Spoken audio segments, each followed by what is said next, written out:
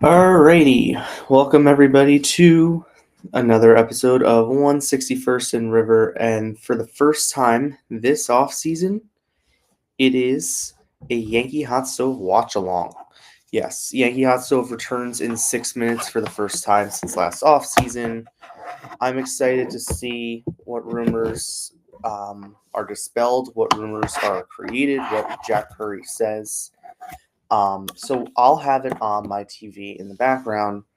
Then what I'm gonna do, you see I have my screen shared to a Google Doc. I'll be on here the time. I have my iPad sitting next to me, and I'm gonna type it from my iPad. Some notes and stuff because I'm gonna A, write about it because that's what I do, and B, I'm gonna probably take what like the bullet points before I expand on them and post them on social media. I'm gonna use them as a socials post, but I'm gonna type them live. So it's going to be Michael Kay, Jack Curry, and Bob Lorenz. Cam Schlittler is going to be in studio, so I'm very excited to hear that. He actually received some votes for mayor of New York City. So did Aaron Judge. And I think Jalen Brunson led the sports icons in the city, which is kind of cool. But I'm excited to hear what they have to say. I mean, the baseball winter meetings are next week. Why is this not working? Baseball winter meetings are next week, and they begin Sunday night and they go through Wednesday. You can expect, hopefully, for the Yankees to have some sort of activity during that time. I'm not going to sit here and say that, you know, I'm not going to sit here and say that the Yankees are going to do, 4 trades and a couple signings. I do expect them to do something. And if they don't, I would start to say that this is going to get concerning because the Yankees' moves so far this offseason have been Trent Grisham with a qualifying offer, which was kind of a layup. And their other move was getting Ryan Yarbrough back on the 1-year deal. They haven't really done much. They have a hole in the bullpen. They have multiple holes in the bullpen. And I could show that before the hot stove starts. Bullpen. They have currently 4 holes in the bullpen. They do have some minor league depth, and Jake Bird is not on here because I don't know what his role is going to be. He was here for 2 games, an option because he was that bad. I don't know what he's going to look like out of spring training, and personally, I think Yari De Los Santos and Brent Hedrick are more surefire bets to be on the major league squad on opening day than Jake Bird until we see Jake Bird in spring training. Hopefully good because they trade capital away for him. Hopefully he comes to spring training and he's good. He makes the team. That'd be cool. But he struggled even when he was in AAA. So they need relief pitching. We know that they need an outfielder. This is what their lineup currently looks like. Yes, I have Dominguez leading off because I believe that if he's in the starting lineup every day, he'll lead off. But, the Yankee lineup was the best in baseball last year. I don't know if it's going to be this year. Even if they bring back Bellinger, which is why I want them to bring in Tucker over Bellinger because I think the lineup could use a bit more of a boost. Tucker strikes out less even than Bellinger, and Bellinger didn't strike out a lot. I know the Yankees, I know what Jack Curry's probably going to say in about 3 minutes, that they love Bellinger and they love his defensive versatility. I could probably write it down now. They love his defensive versatility. They love everything he could do, yada, yada, yada. I think they need Tatsuya Imai in this rotation because that would move Yarbrough to the bullpen, which would actually fill that long relief bullpen spot and add a lefty back there. I'll call up Imai's numbers here.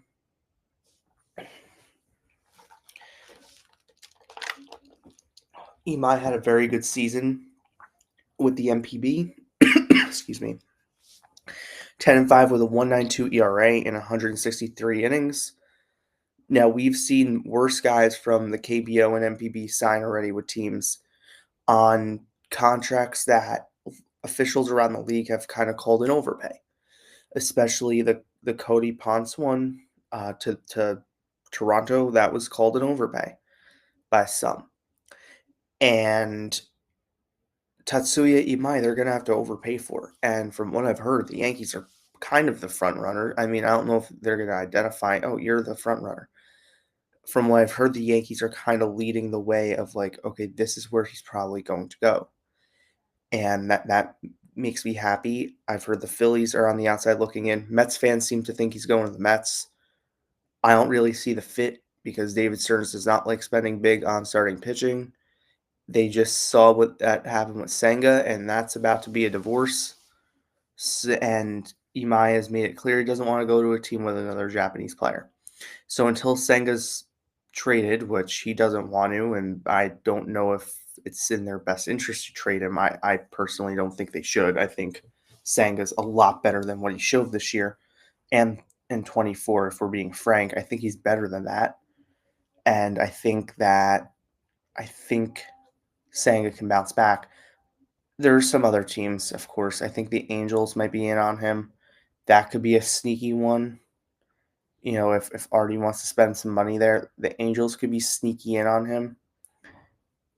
But I'm holding out hope that the Yankees actually get a deal done for Tatsuya Imai and actually do this. Because I think they need a pitcher like him to give your rotation more solidity, because if we're going to be honest, someone's going to go down in spring training. If I had to guess, it's going to be Luis Seal will go down in spring training. And then you're going to end up with Elmer Rodriguez or someone else on the major league roster, or they're going to have to get someone off the DFA hump, you know, like a Cookie Carrasco like they did last year, to make starts for this team. You got to remember, 3 of your 5 rotation start spots in April were Will Warren, who was good but not great last year, right? He was good. He took steps in the right direction, but he wasn't great, and he was not a big game pitcher at all. Then you had Cookie Carrasco, who had one good game, and they lost it because Devin blew it. So shout out to the Metsies. All right, here we go. All right. We did this last year as well. It was fun last year, so I'm happy to bring this back because I know not everybody has Yes Network. I can't stream it, which is why I have the notes.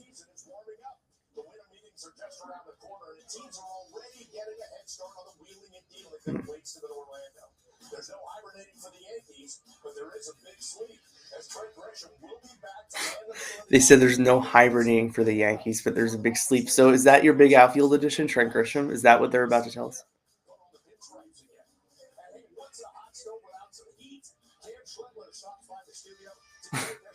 They already started with the Bellinger stuff. This is insane. I can already see the Heyman article in the Post tomorrow about this. I can already see it. And I'll probably read it, and I'll probably get pissed at it because I think bringing Bellinger back is a problem. You can't just strike up the band and say, let's do it again. It's not going to work. We know this. We've seen it before. That's what they did in 23. The only addition going into 23 was Rodon, and he was hurt.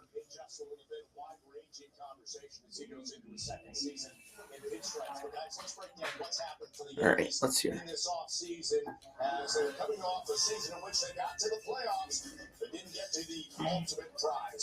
All right, so they have a graphic on the screen. I'll mute it.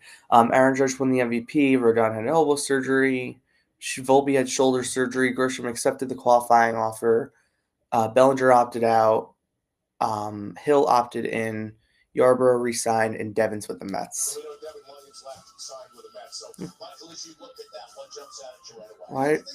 I want to hear from Jack, not Michael. I hear from Michael every day. I love Michael. And he accepted it.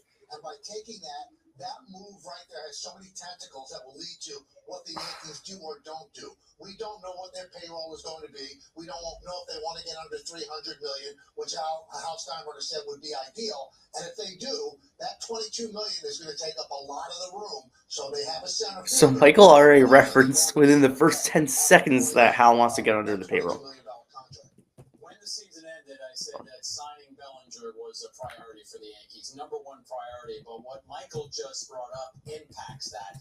Because now that you add Grisham, it is obviously going to have an effect. You've got Judge making $40 million in right field, and you've got Grisham making $22 million in center field. What is the Yankees' appetite going to be to pursue a player like Bellinger, who fit seamlessly last year? Let's talk about how great a fit he was, the ability to play all three outfield positions. He even had some time at first base. He was great defensively. That's a great start to this. He crushed left-handed pitching. That's a fantastic start to this. And Scott Boras is his agent, and we know the approach that Scott Boras is going to take. So, Michael, you're absolutely right in the sense that you have Grisham in center field now, but as the Yankees move forward, is something like a Dominguez or Spencer Jones more appealing to them, or do they really get heavily involved in trying to hunt down Bellinger? I think Bellinger's going to have some suitors, and I think that number's going to go up. One of the things that I laugh This at is because bad. it has now become almost a hackneyed cliche. Well, there's no such thing as a bad one-year contract.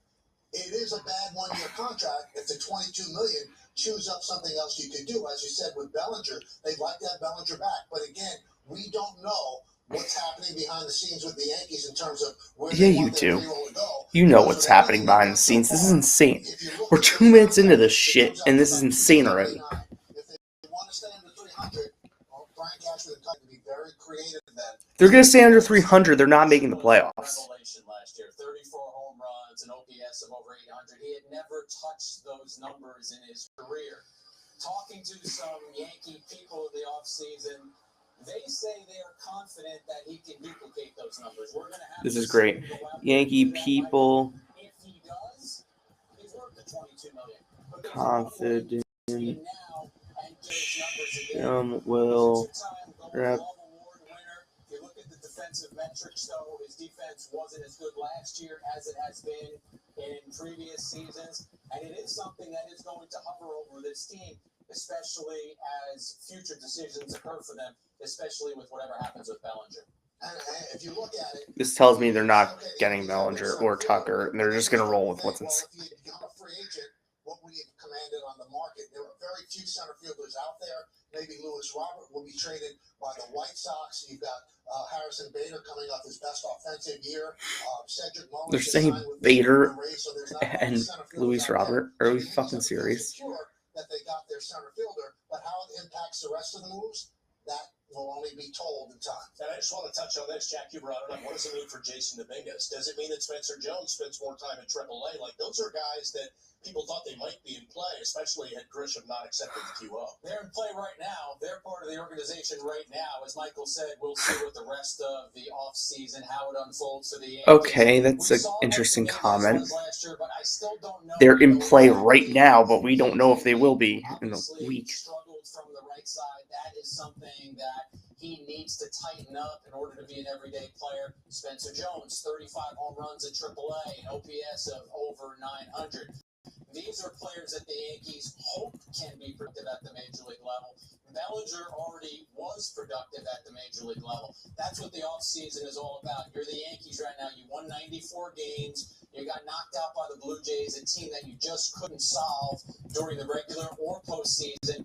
What changes can you make your team better and allow your team to advance even deeper? And once Grisham accepts the qualifying offer, if the Yankees do sign Bellinger, then what happens with Dominguez and Spencer Jones? You're not going to play them on the bench. That becomes trade chips for the Yankees. And the Yankees, I think, we don't know what they're going to do yet. Obviously, the winter meetings will tell us a lot. But right now, they're building their team. We don't know what they're going to do yet. You absolutely know what they're going to do.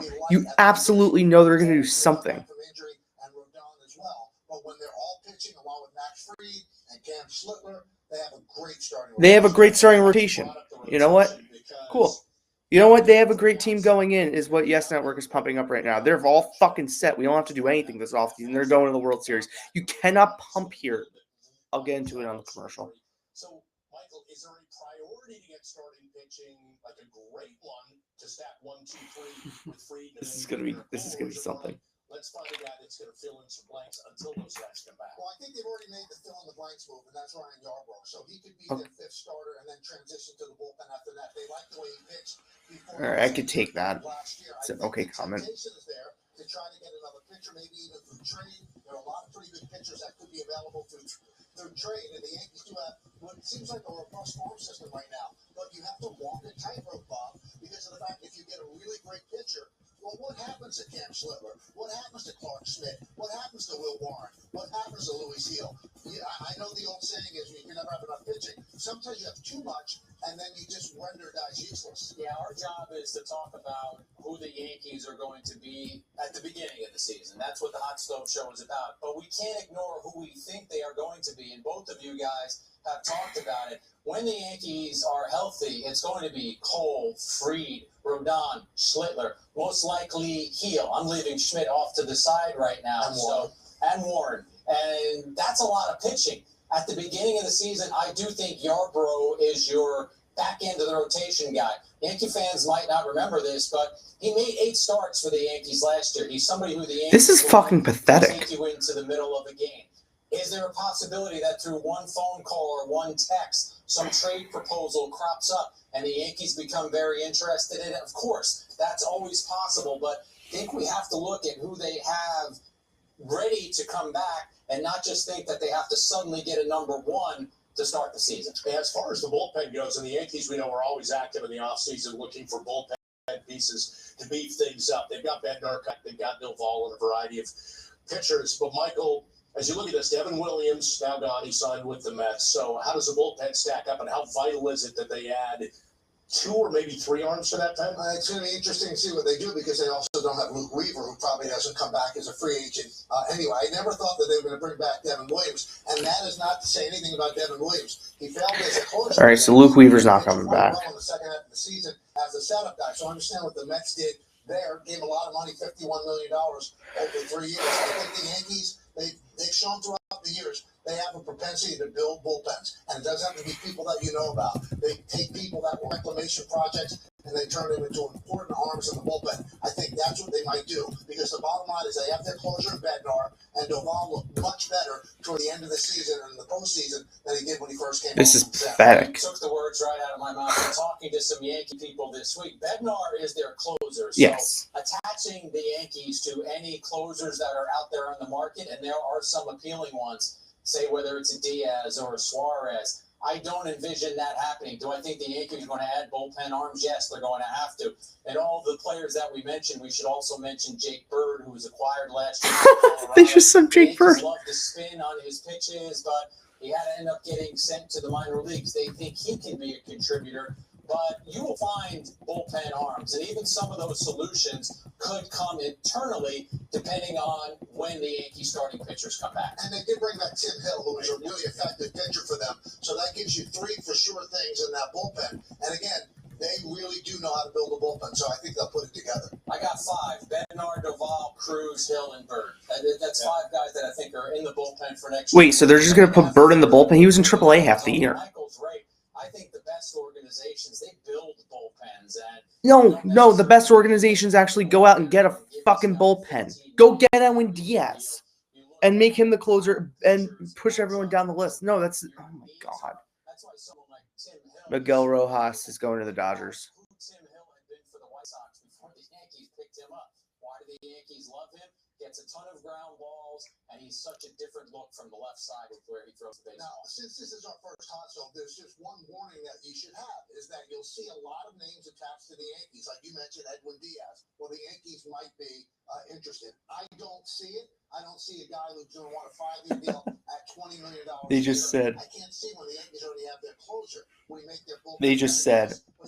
You have to watch who says things and connects the Yankees to things. All these rumors, a lot of agents use people to put the Yankees out there to drive up the price. And the Yankees are not allowed to say, we're not interested at all. You can't do that. But the Yankees allow themselves to be almost like a Trojan horse for other teams. Bottom line is a lot of the stuff that you hear are agents using the Yankees This is to try incredible. to drive up the price from others. First hot stove last year, since you brought it up, I said the Yankees were not targeting Bregman and that they were not interested in acquiring Arenado. And then those 2 names were perpetually attached to them for a longer period after And that. you're hearing the same thing about Alonso. I don't see how Pete Alonso fits with the Yankees also at that price, and they have Ben Rice at first base. So you're going to hear that a lot. That doesn't mean that it's going to happen. Week to week, Jeff got a little hot under the collar on the hot stove, having to shoot those two stories down. Meantime, before we go to breakdown, so a little quick. This is insane. He's had that shoulder surgery, will not begin the season at shortstop. It will be Jose Caballero. Sets up just an interesting scenario when. Yeah, this is an interesting question. Yeah, the Yankees believe that Caballero and Cabrera can hold down the fort until Volpe comes back. And Volpe is a very hot topic for Yankee fans, for people who follow this team. And whenever I get asked about Volpe, I go back to something that Brian Cashman, the general manager, said at the end of the season. He said, I believe in this player. We believe in this player. So the Yankees believe that there is more from Volpe. I think the thing that Volpe has struggled with is just consistency. I remember Derek Jeter once saying that one of the hallmarks of his career, one of the things We're going to recap this in a second because I'm going to go on a rant. And for Anthony's accomplishments throughout his career, it's been the inconsistency, I think, that has plagued him. One thing that you hear a lot of, and you actually just mentioned it as well, he's probably going to miss the first month of the season. I wouldn't bet that way. This guy is driven. He's very soft-spoken. It doesn't seem like he's an animal when it comes to this stuff. Now, you can't obviously define medical science. It's going to take a certain amount of time. But if he could push it and he could be ready before that, I can see that happening sometime in April rather than in May. We'll keep our eye on that. Meantime, we're just getting started here on Yankees Hot Stove, presented by All right. I'm going to mute it, and then I guess Schlittler's coming up next. I think it's only a half an hour episode. So that might be it for, like, the big updates. I'm not going to lie. It looks like I have a chat here.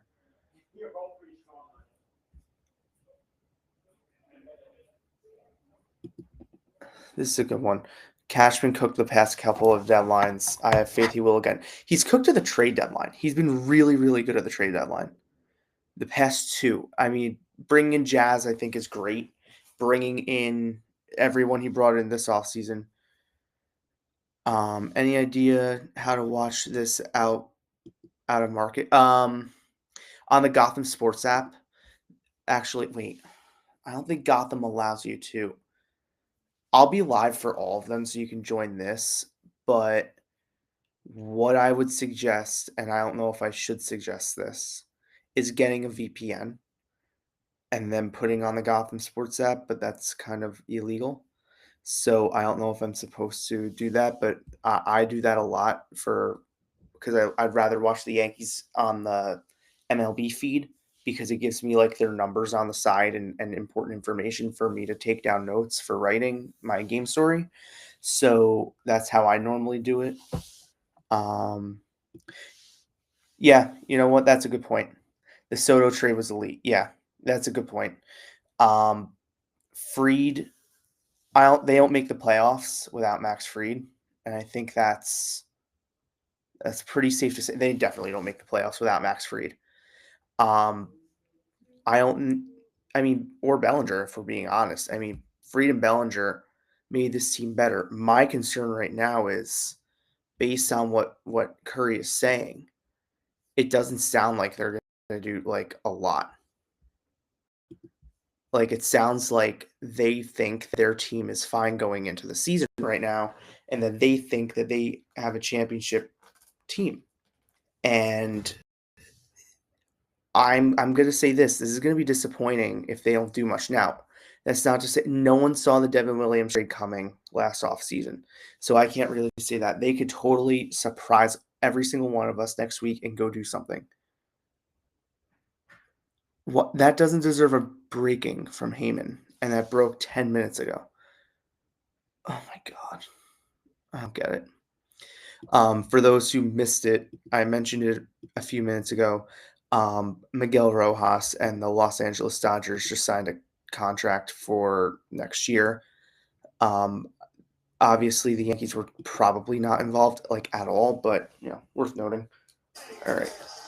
So they're going to talk to Cam Schlittler. This should be fun. I like Cam a lot. He's quickly becoming one of my favorites. All right.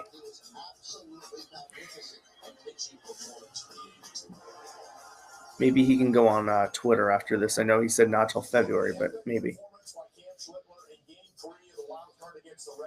First pitcher in postseason history with 8 or more innings, no runs, no walks, and 12 or more strikeouts. Most strikeouts. That was one of the best games I think I've ever seen, was Schlittler's performance against Boston. It felt so much more against Boston. All right. Here in studio at Yankees Hot Stove. So let me ask you about this, because post game you said when you woke up that morning, you were locked in. Some guys can't do that. They can't handle that. How did you know you were ready for that moment? Yeah, again, also thank you for having me. And, again, I got really good sleep. I kind of just, knew what I needed to do. The team had a lot of confidence in me. I had a good conversation with Booney the night before. I hate that they call him Booney. Like, that's just such like a. I feel like it's so unprofessional. I mean, who am I really to say? But that sounds unprofessional. There's no hesitation or second guesses. Showing up to the stadium that day. Cam, it's a do or die game. It's only your 15th major league start. You come out in the first inning, 6 pitches, 100 miles per hour or better. How much did that allow you to relax a little bit when you knew you had your best stuff? Yeah, I think the biggest thing is obviously not letting the adrenaline or the crowd, get to you too much. So for me, I've always been someone to feed off, the energy of the crowd and my teammates. And, next week, I might not be able to be live for this. It would only be next week. The week after, I'll be fine. Just saying that now while he's talking about his pitching performance a month and a half ago with stuff we've heard. So I'm wondering, though, you're talking about what it was like going in and you have the confidence. To be in the big leagues, you obviously have confidence. But we just read all the things that game was about. It was unbelievable. You saved the Yankee season. Any night during the winter where you just look up at the ceiling and go, I really did that, man. Did you ever think like that? I feel like, for me, again, it was. I'm so excited for his development. Just another game for me. Obviously, definitely exceeded expectations that game, whether it was with the fans or family, friends, all that. But I really don't think too much about it. But again, a lot of people bring it up, so I feel like if there's a time where I ever just kind of sit there, kind of take it in for a minute, it's a great feeling, and just kind of a situation we're in to just be able to, again, help the team win and further our chances to get into the World Series. For some young pitchers coming in, they got to get their feet wet. They got to have the lousy outings, the good ones, figure out what pitches work. What was that light bulb moment for you, whatever it was in the regular season, where just thinking while they're talking to Schlittler, Michael K was being the drum last week for Fernando Tatis Jr., which is probably not happening. Like, I had cold water put on that when I asked. But they didn't mention that, which I think is cool. They probably should have mentioned, like, that's not happening. Like, that's why there are certain rumors that we don't put up on Subway Sports Network, because I've been told that they're not true. Therefore, I'm not going to put them out. Like, the Luis Robert Jr. one, I was told is probably not happening because they don't need a center fielder. There was another one last week of the Sandy Alcantara. That was throwing cold water right on immediately, and so I didn't do it. There was one that I did post. Oh, the Skeens one we didn't even put up, but like the Skeens quotes, because I was told that Pirates people were pissed when that report came out. So I'm like, I'm not gonna put this out there. I'm gonna just not.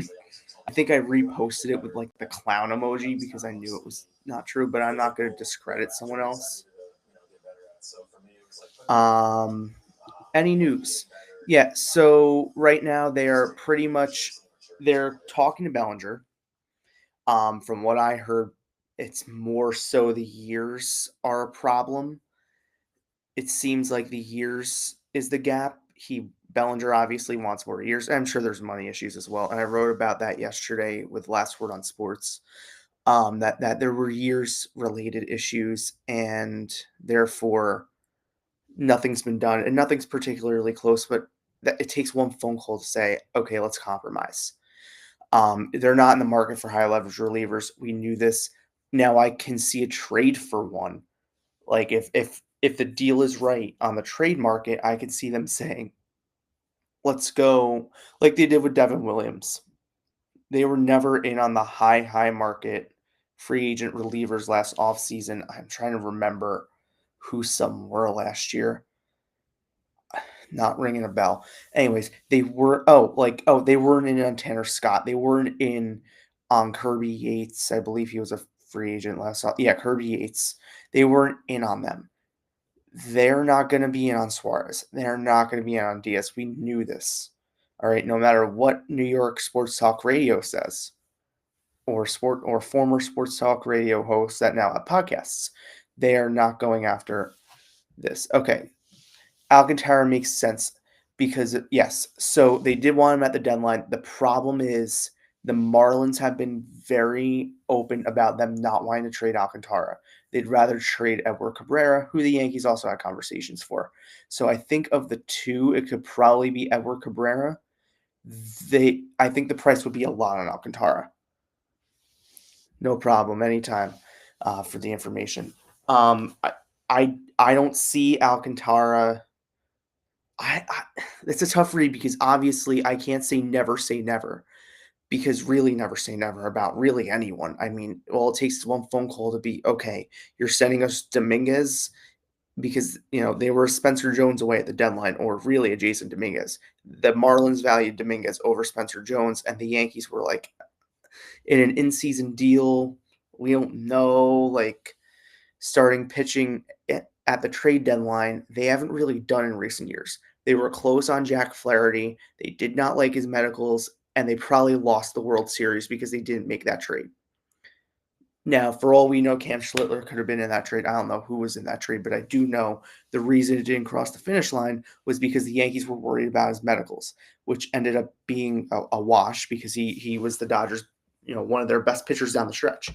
So, and Alcantara was just coming off Tommy John. There were probably concerns on both sides. Now, Cashman wanted him at the deadline. They really tried it, especially at the final moments. They were really involved. And the Yankees just ultimately were like, okay, we're not going to part with either Jones or Dominguez unless we're 100% sure. Like if Joe Ryan was being traded, Jones and Dominguez probably would have been that deal. He might not be traded. Now, one I can see them going out if we're going to talk about this. You know who else makes sense? Freddie Peralta. I did post that one this morning because I was told this morning that, yeah, there's a really, really good chance that gets done, that he gets moved. And Mark Antanasio, the owner of the Brewers, and Matt Arnold, the president of baseball operations, have been very open in the fact that they don't have money and that they need to improve the ball club in other ways. And I think who was it? Quinn Priester, I forget who it was, accepted the qualifying offer, and they didn't expect him to. And obviously, like the Yankees, apparently, it handcuffed them. If we're led to believe that the Yankees are going to be handcuffed this offseason because of the qualifying offer, then obviously a small market team that doesn't have expendable money like the Brewers are going to be more handcuffed. I could totally see them trading for Freddie Peralta this offseason. He makes sense for a ton of teams, but that's going to be a bidding war. And that could be when the Marlins are like, okay, we're seeing how much capital the Brewers are getting for 1 year of Freddie Peralta. Let's see what teams will be offering for Alcantara. But the problem is, so they don't really want to move him. Yes, that's true. But they know they can't retain him. That's the other part of this. The contract is cheap. But you also have to look beyond the contract. They know past this season they're not going to be able to retain him.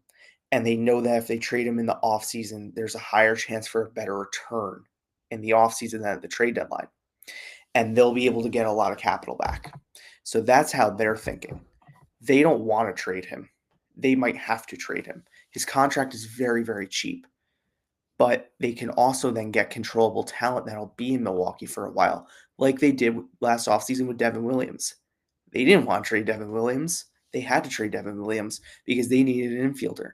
And they got, a runner-up for the Rookie of the Year, or third runner-up for Rookie of the Year, which was Caleb Durbin. And we all loved Durbin, and he, I liked him as a prospect. I thought he would have been great on the team. In fact, if they had him over at third base, the strikeouts are a lot less. I mean, he wasn't exactly, the best offensive hitter on the planet. I'm just copying this for socials. He wasn't exactly their best offensive hitter, but he was a role player. And that's all we heard when he was with the Yankees is he's a role player. So teams like the Brewers, who are small market teams, look for deals like that in order to kind of redo things. They're going to look for major league ready talent. Like they might ask for a Will Warren and plus. It would be Will Warren plus. Well, Will Warren's a major league pitcher. We just heard Jack Curry and Michael Kay say, well, the Yankees have a lot of pitching. They have so much starting pitching, it isn't funny. And it's like, okay, that's great. That's fun. But, you know, you can use some of that pitching to deal. And that was the point with like going out and getting Tetsuya and Mai. You can then deal you could deal pieces if you get a Mai. Right. I'll just put a picture of my notes on Blue Sky. Some of these apps, and Threads. Right. The one benefit to Twitter Premium, besides live streaming, is the unlimited characters, which is great because other apps like Threads and what's the other app? Blue Sky don't give you unlimited characters, and it's horrible. Even though, X is not my favorite app on the planet. The Temptation.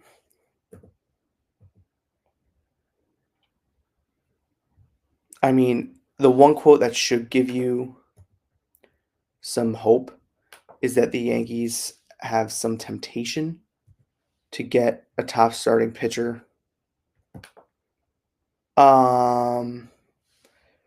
Closer Emilio Pagan is going back to the Reds.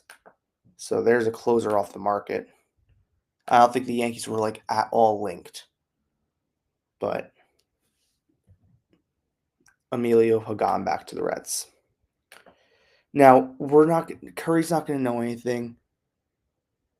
So I actually spoke about this yesterday. I do think Amai's a lock as well. I actually went as far. Now, I'm a little taken back by this episode of Hot Stove. I'll admit I am. I will say this, though. I said yesterday on here, I came on for a little bit yesterday, like a 15-minute, like I had nothing else to do, and the Knicks were blowing their lead, and I'm like, I'll come on for a few minutes. And I mentioned I'd be kind of surprised if the Yankees do not sign Amai. If they don't, it's because simply they didn't want him.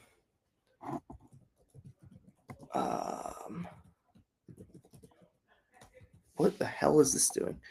Someone at Last Word on Sports is publishing an article right now about Scooble trading spots, and I'm very encouraged to read what they think because Jeff Passan linked the Yankees to Scooble, and I don't think they should do it because I think unless they sign him, I think Amai, because and the reason I think Amai makes so much sense is because both Steinbrenner and Curry,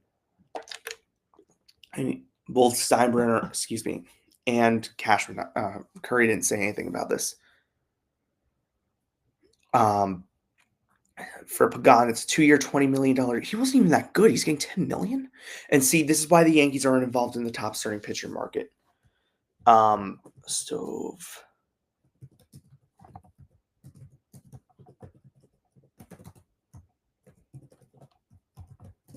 Okay. So I'm putting up on my X account right now the Yankee Hot Stove updates from episode 1. Let me see if I can just get this so it can go on Threads, and then I'm going to put this. And they put a disclaimer out at the beginning of the episode, and I will redo it on my socials.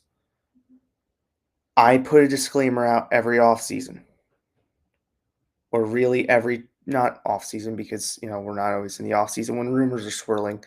Either the off season or the trade deadline, I always put out a quick little disclaimer of be careful who you trust. There are some people that you should not trust that put stuff out just to put stuff out just for the hell of it. And it's the truth. There are certain people who are very outspoken because they have a platform on, let's just say, MLB Network or The Athletic, who in fact don't know what they're talking about entirely, and sometimes they're just throwing stuff at the wall. Like JP Morosi, for example, if we're going to mention a name just for example, a lot of times throws stuff at the wall that is like completely inaccurate. Or Hector Gomez is always a fun one, like completely inaccurate. My favorite was the Mark Feinstein tweet from last offseason with the Taylor Walls as being traded, and then okay. So I agree with your point on this. I agree. The problem is, if I were the Yankees, what I would do is I would call up Scott Boras and I would say, okay, if we're to trade for Tarek Skubal, he's going to sign on the dotted line the second he gets here. Now, that's not going to happen because that's not how business is done. But that's what the Yankees should try and do. Because I can see it. I can see him going to the Mets. I don't want to compare it to Juan Soto, but I could see him coming here, him carrying us to and hopefully winning a World Series. I would give him, 15 years, 450 if he signed on the dotted line then. And they do have money coming off the books. You're entirely right. They can do it. I believe they can do it.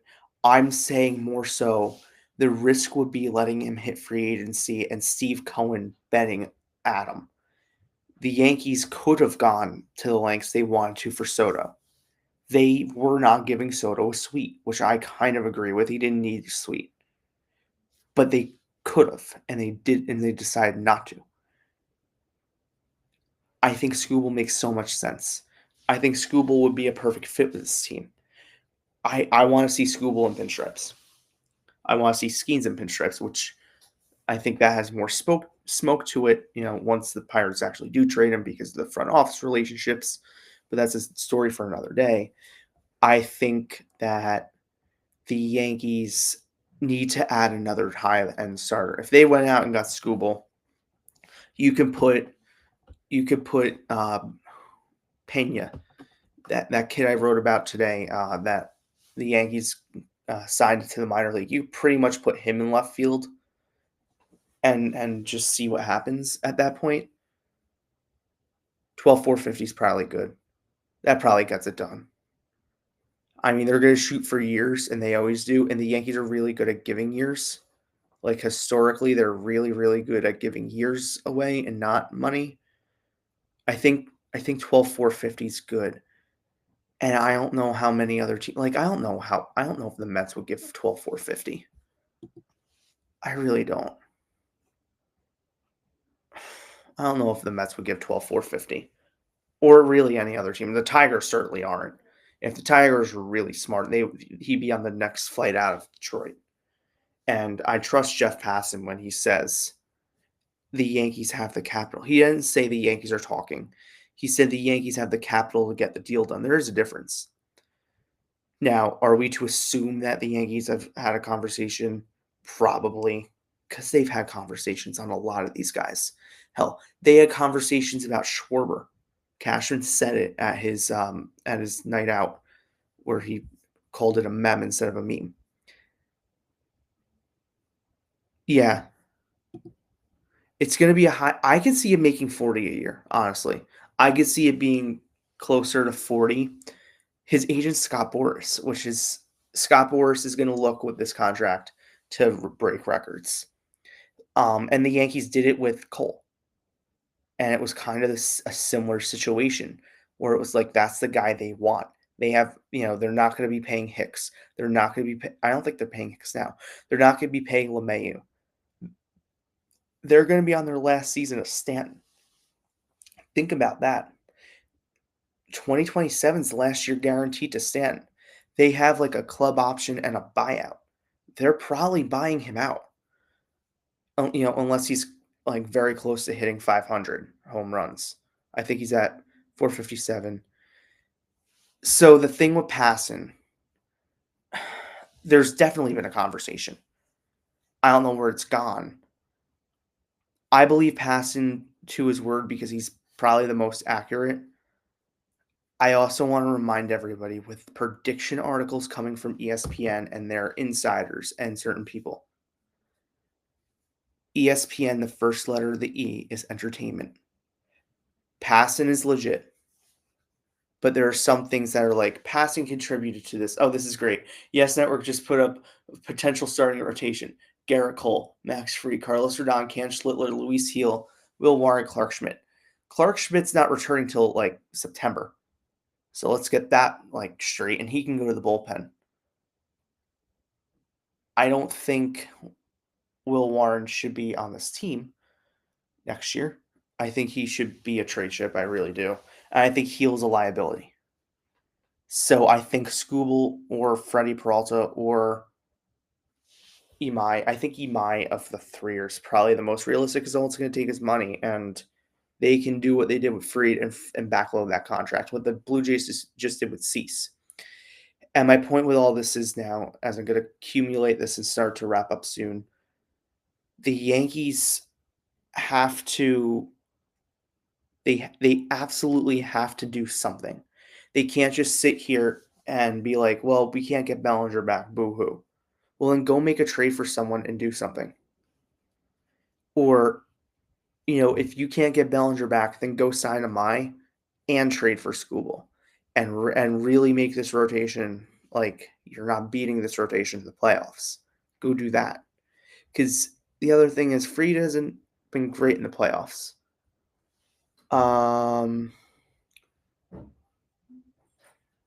So Jeff Passan just put out on Threads, and he's been a god on Threads.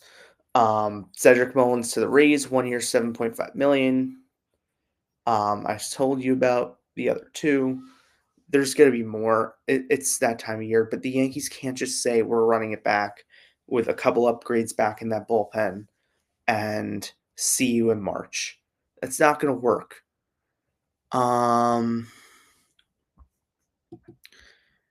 Yeah, the Mets do. The Red Sox definitely do.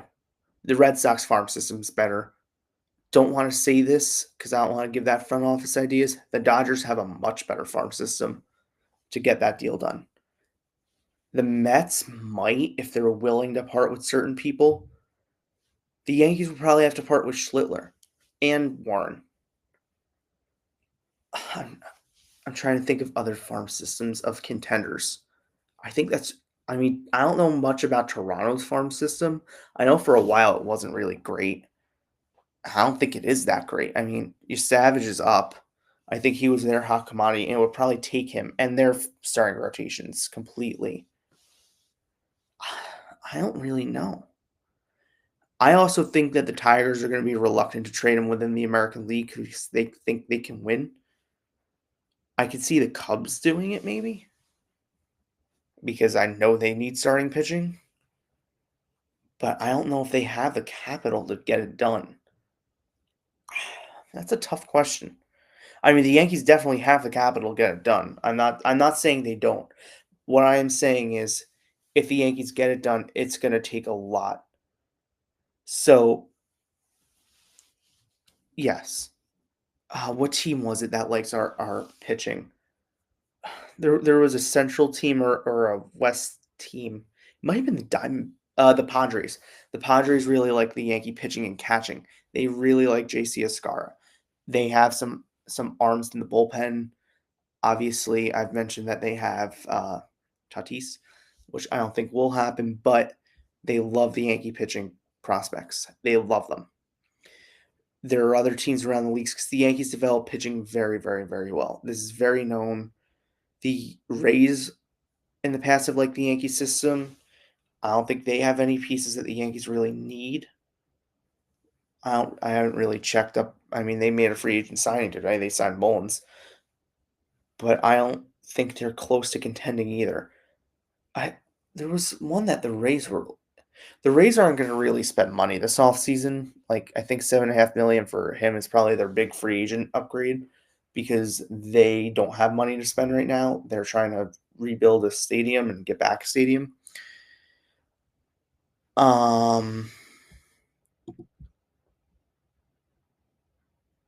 Detroit definitely likes certain guys. The problem is it's going to be so much for 1 year. Like I said, if the Yankees got a guarantee from Scott Boras and Tarek Skubal, and I know they do this in other sports.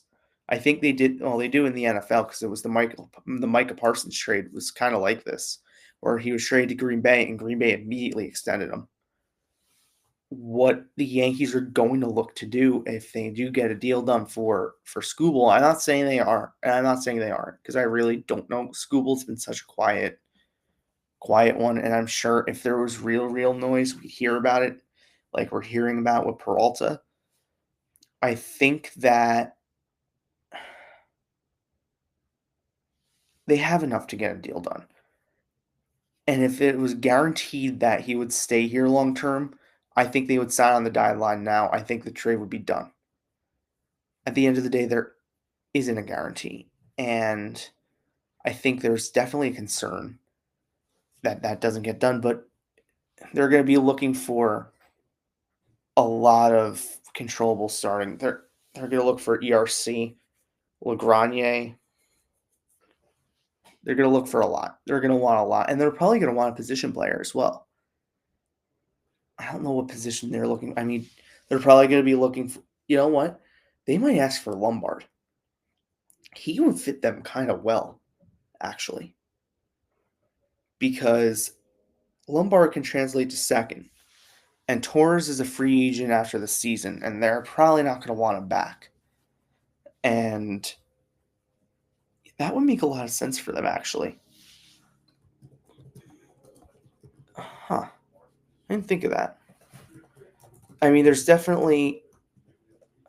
I mean, it's going to take a lot. See, and this is the game that we like to play. You can't have this one, you can't have that one. At the end of the day, one of those two, if not both of them, are going to be in the deal. If there is one. Because or else it doesn't make sense for the Tigers to do it because then they can go to Boston and get a much better deal. They can go to some other team. I mean, at this point, get a deal done. I mean, they're going to have to part with one of them, at least one of them, if not both of them. Now, I don't think it'll take both of them, but it's definitely a tricky slope.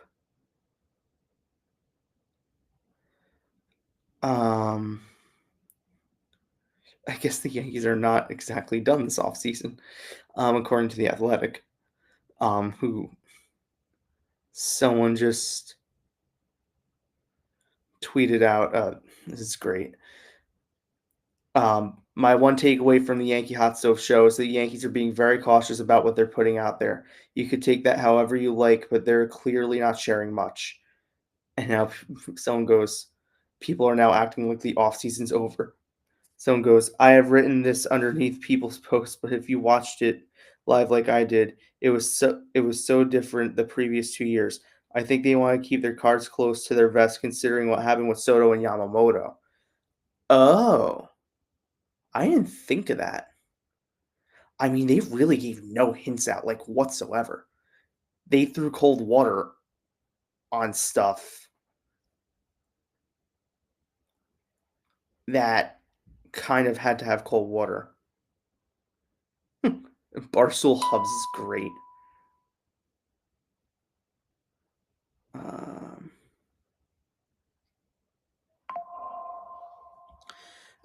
Rice is another one they're unwilling to deal. That was also at the deadline where a lot of teams called about Rice, and the Yankees were like, absolutely not. It's a good package.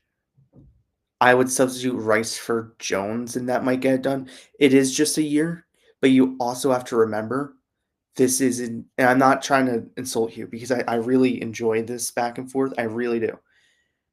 You got to remember, though, the team is going to want more. The Tigers don't have to trade him. They can keep him if they want. Instead, they rather deal him. They might want to deal him so they can get a return back. They're not going to deal him cheap. What's that app? I know Fangraphs does one now, and I've used that one. I don't pay for the MLB Trade Rumor app. I know others do. I'll use the Fangraphs one if I need to make like a trade proposal because it's kind of accurate. It's gonna blow it up. Rice is probably gonna be better than Jones, but that's why the Yankees want to keep him. Like if they're to trade Rice, who's their first baseman? And if there's already a reluctance to spend, who's playing first? Goldschmidt wouldn't make sense because he wasn't great in the second half. They're not getting Alonso. They pretty much just told you that is not happening. So Rice is probably on the no trade block unless they trade him and they wheel and deal and they get other people, which they could do. I'm not saying they're not going to. I'm just saying this is tough. I think the Athletics said they had like interest in Jorge Polanco today, which doesn't make sense at all. Because they just said they're not going to get rid of Volpe, and he's an infielder. Unless they're, you got to be careful with who you. So, but yeah, Rice is definitely better than Jones, and he's done it at the major league level. But the Yankees aren't going to want to do him. I could see Okamoto. I could totally see that. Okamoto's market's also very different from Imai's market right now. There are a lot of teams talking to Okamoto. And it's Boris or Bellinger. But remember, they just said the Bellinger negotiations might get a little out of hand. Okamoto's agent's also Scott Boras.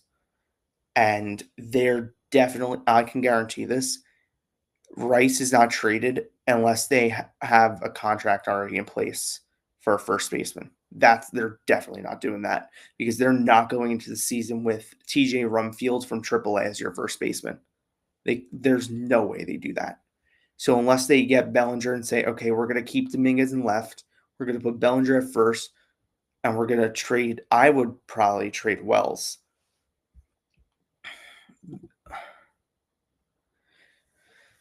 So I love Okamoto. The problem is the Yankees don't have a spot to offer him a starting position like other teams do, which is where I think the Yankees fall short on Okamoto. That's my one concern. I think they're definitely going to be interested. There'll definitely be conversations. I don't think they'll ultimately land him the way I think that they'll land Imai, because I think Tatsuya Imai makes sense, and there's been a lot of smoke. And if they don't land Imai, then I think they will go hardcore for Okamoto. The reason is because they've talked about all offseason, and I don't think they're going to get Murakami. I'm going to throw water on that one. I know everyone's like, they're going to get Murakami. Well, they don't need more strikeouts in their lineup. Oh, here we go. The Brian Cashman resume.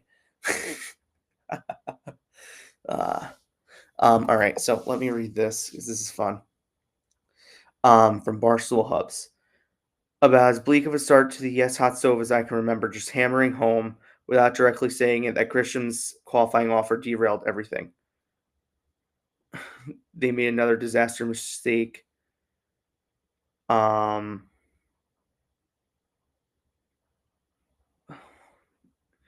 then they're talking about now they're hyping up Volpe. I can't think it would get any worse.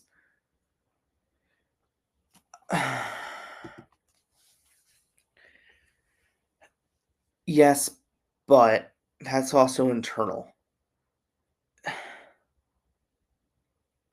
I don't know.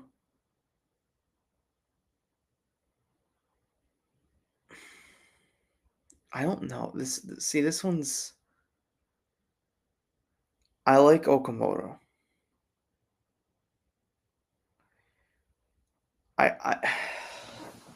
This is tough. I want them to get Okamoto in the worst way. I really, really do.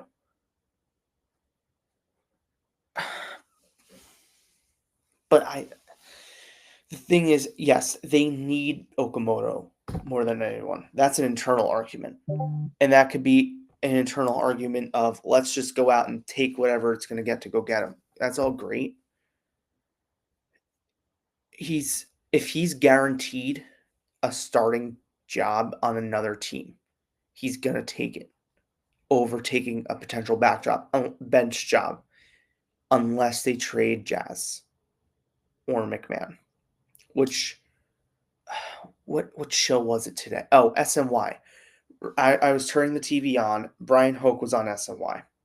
They do the SNY hot stove, which is complete propaganda. SNY's Baseball Night in New York is worse than Yes Network propaganda that they put out. And they were talking about the Yankees should trade Jazz Chisholm. I've said that all off season that's been reported. I heard that, and others have backed it up. That it's not totally out. I was told it wasn't out of the realm of possibility that he could be traded. I also wasn't told no. It's not expected, but no. Like I could totally see them trading him and then getting something back. He could be he could be in a deal for Skubal. Or for actually that wouldn't work for Skubal. He's played outfield though. That might work. No, there haven't. Okamoto is very quiet. The reason we got the quotes from Amai, he went on Daisuke Matsuzaka's podcast out in Japan, and the Japanese media blew it up, and it made its way over here. That's how we had quotes from them.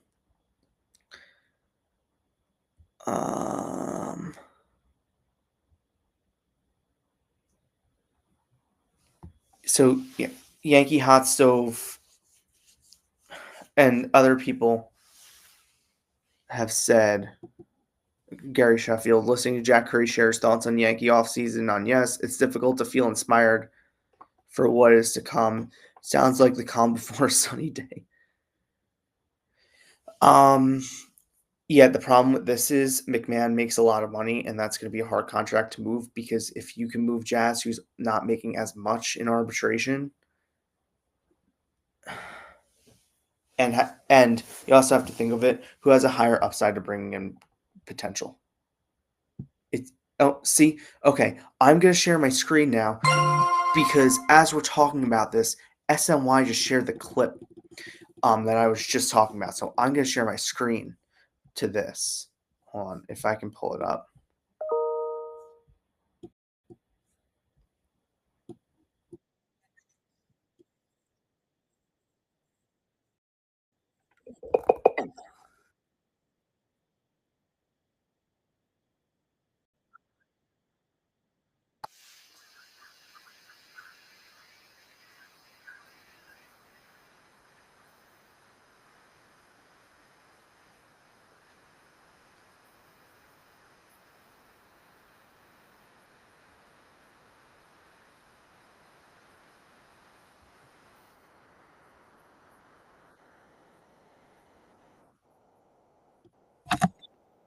Okay. I want to address the last part that Hoke mentioned. And hold on. I think I didn't share my screen. I think I hit stop sharing. Let me reshare it. Hold on 1 second. I think I hit stop sharing. Hold on. I'm going to share my screen to this. Also share audio. Okay. Here.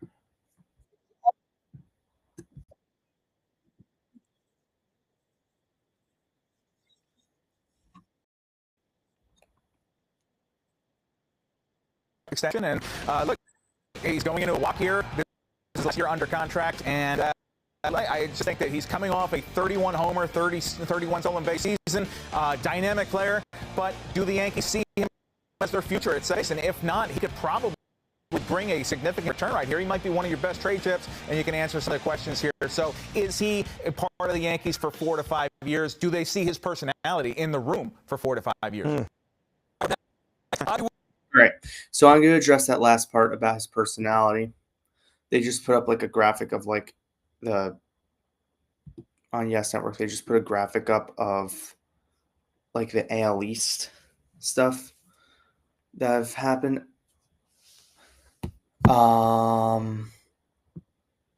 Oh, Yankees are going to be live on Sunday night. Okay, so we will be live Sunday night at 9 p.m.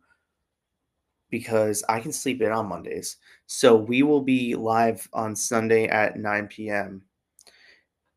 Talking about what they're talking about on Yankee Hot Stove because the winter meetings begin next week, Sunday night, 9 p.m. So we'll be on here.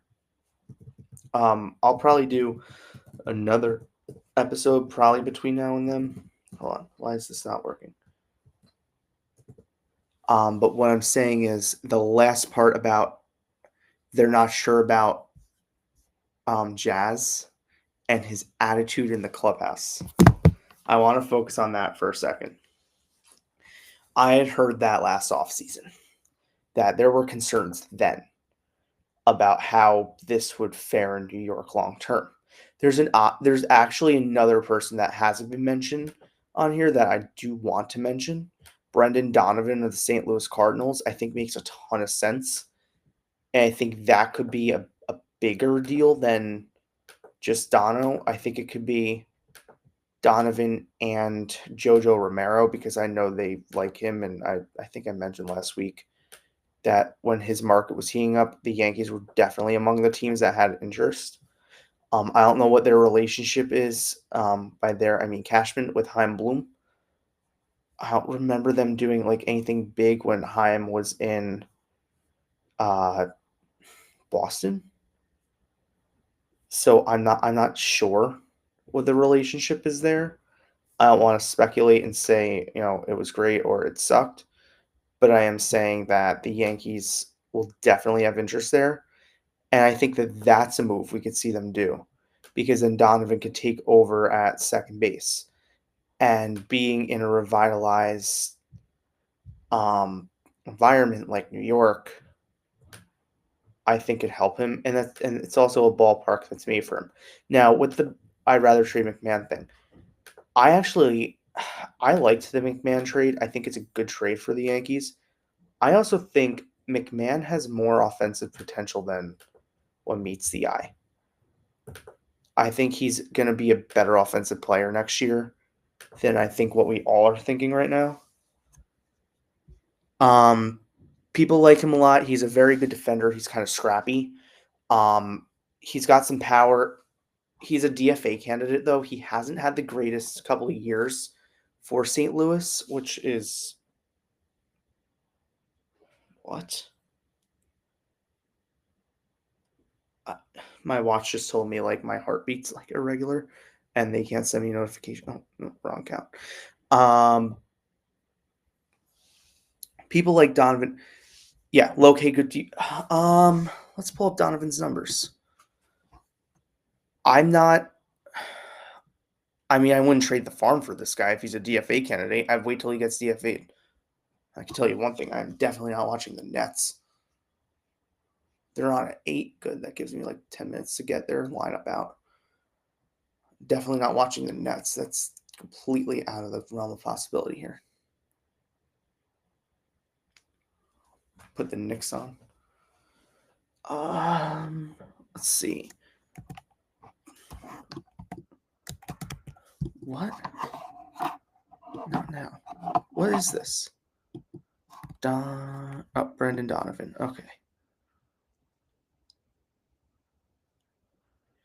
All right. Share this tab. All right. His actual numbers are actually pretty good. He's a very good base runner. He's an okay fielder. He's about an average fielder, slightly below. The bat speed's low, but the hard hit barrel percentage and exit velo are all average. You like to see that. His K rate is really good, and his base on ball rate is pretty good. So this is why people like him. He's a really good K rate. He has a 13% strikeout rate and an 8% walk rate. That's good. He's a good. The one thing I wish this app did would be like I wish Macs had touchscreens, by the way, because getting used to using like an iPad with a keyboard and not having a touchscreen has been killing me today. I wish they had it where I could compare a player. Splits.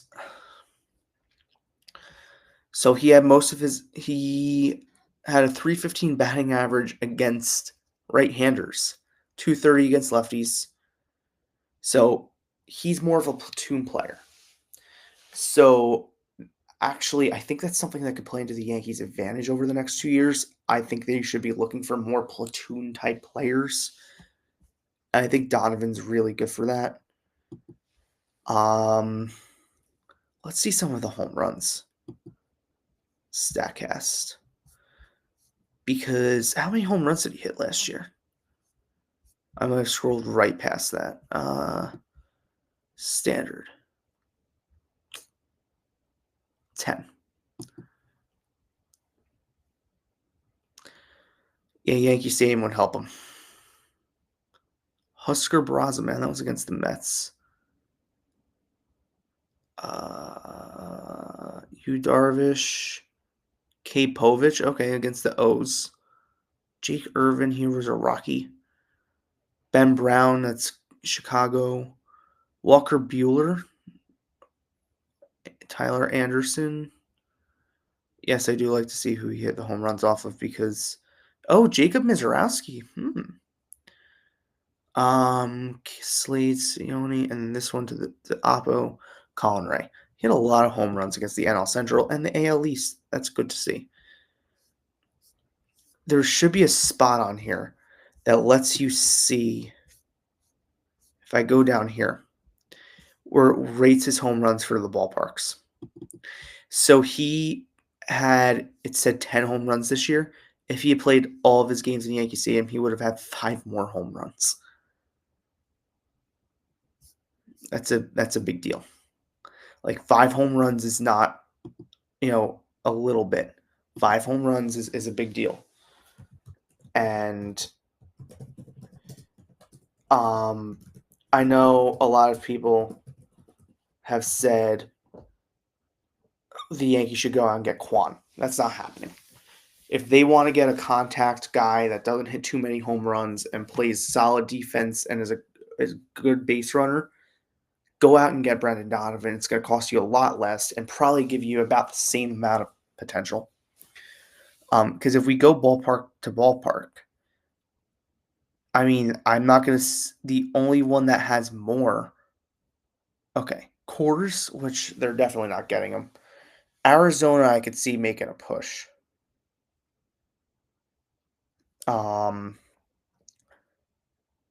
Wait, hold on. Wait, no, he would have had less in Arizona, less in Coors. I think 15's the most. Oh, 17 at that bandbox in Cincinnati. Oh, and 18 at the A's, and they're definitely not. And that's not even a real ballpark. Huh. There's a spray chart somewhere.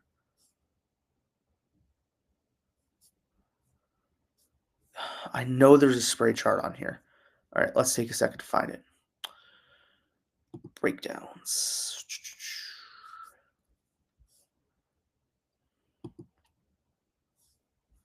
Visuals. Okay, here.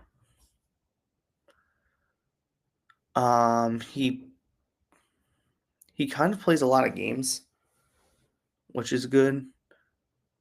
His batting average was 9th in the AL, 287. Like, I don't get how he's a DFA candidate. I don't know why St. Louis people are saying he's a DFA candidate. I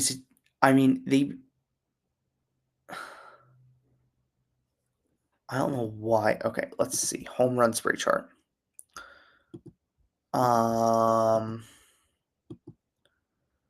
Okay. So he hits a lot of his home runs to what would be the sweet spot, or a lot of his hits. As a lefty, he hits a lot of them to left center at Yankee Stadium, right center at Yankee Stadium, right center to center. Like, this is Death Valley over here.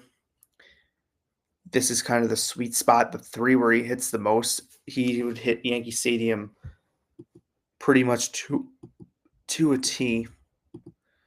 Postseason, There's not much from the postseason. All seasons. Let's see. And you see his career numbers are similar with what we saw in 25. If we go to 2025 home runs, he didn't hit a ton. And let's go to 24. They were all pull. They were all pull side. Donovan's a solid option, I think. And then in terms of fielding in 2025,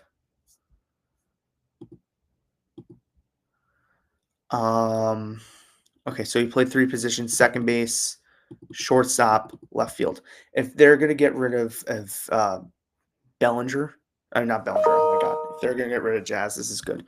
Okay, so he played the most innings of all 3 at second base. He had 4 errors in 100 games. That's a 999 fielding percentage, a 990, and then did not have an error in left where he had a double play or shortstop. And then obviously DH you don't get. And then if you go back to 24, he played a lot at second base. He had 1 error. So his defense compared to last year took a minuscule step back. He's a really good defender, according to StatCast. I might have to talk about Brendan Donovan in a piece tomorrow. All right. For right now, that's going to be it. We've been on here for an hour and 20 minutes. But thank you all for watching. Subscribe. I'll be back on here. I'll probably do another pod at some point, and then I'll be back for a Hot Stove Live Sunday. If they're doing a live on Sunday night, I'll be on here. Go Yankees. And have a good week, everyone.